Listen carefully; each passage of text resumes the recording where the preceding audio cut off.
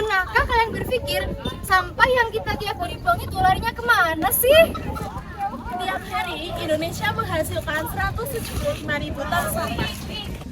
Bayangin, satu botol yang Anda buang akan menjadi 1.000 botol yang Anda tumbuh.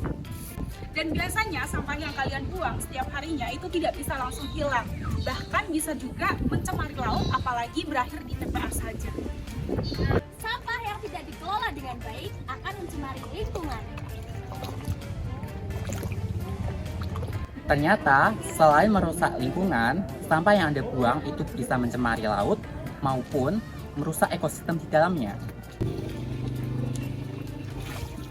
Ternyata, sampah tidak hanya merusak lingkungan dan ekosistem, namun bisa menyebabkan terjadinya banjir. Dalam banjir dapat mengakibatkan gatal-gatal, tumbuhnya jentik-jentik nyamuk, dan membuat sanitasi menjadi kotor. Saat ini kita berada di Kota Pekalongan, kota yang sedang menghadapi darurat sampah. Masalah sampah di sini bukan hal yang sepele, apalagi sejak pemerintah Kota Pekalongan menutup TPA Degayu. Penutupan ini membuat pengelolaan sampah menjadi semakin sulit dan krisis pun tak bisa dihindari. Tapi bukan hanya Pekalongan. Faktanya, infrastruktur pengelolaan sampah di banyak daerah di Indonesia memang belum memadai. Tahun 2023, Indonesia menghasilkan hampir 23 juta ton sampah. Dari jumlah itu, sekitar 3,6 juta ton atau hampir 19% merupakan sampah plastik yang sulit terurai dan berpotensi mencemari lingkungan selama ratusan tahun. Namun di balik tantangan ini ada peluang besar. Perubahan bisa dimulai dari rumah dan kebiasaan diri kita sendiri. Lalu, langkah pertama mulailah memilah sampah. Pisahkan sampah organik, anorganik, dan bahan berbahaya atau B3. Sampah organik seperti sisa sayur dan makanan bisa dijadikan kompos yang dapat menyuburkan tanah. Sampah anorganik seperti plastik dan kertas bisa didaur ulang. Sementara itu dari B3 itu sendiri seperti baterai bekas dan kabel, lampu harus dibuang di tempat khusus agar tidak mencemari lingkungan.